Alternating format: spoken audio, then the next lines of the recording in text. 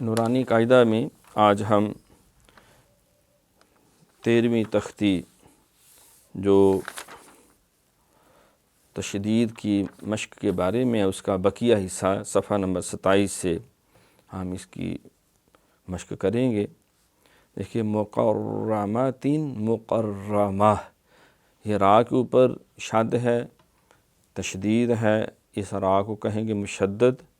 اس کو 2 دفعہ پڑھیں گے، ایک دفعہ کاف سے ملائیں گے مقر، دوسرا را۔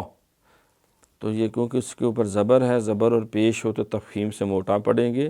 مقرمات مقرمہ، مقرمات مقرمات، یہ نہیں کرنا مقرمہ۔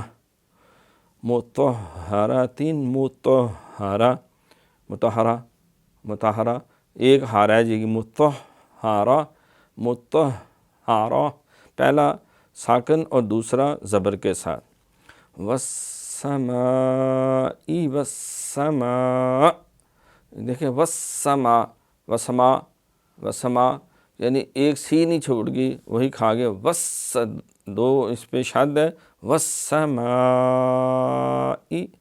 والسماء والترائب، وترائب یہ نہیں، یہ سارے غلط ہو جائے گا، والترائب۔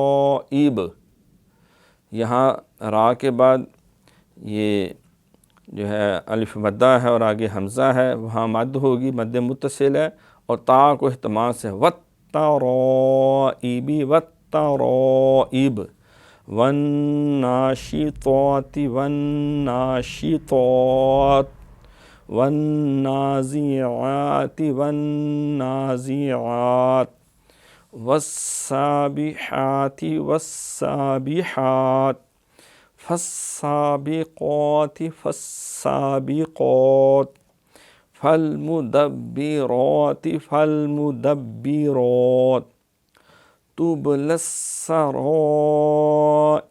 تبلی السرائر۔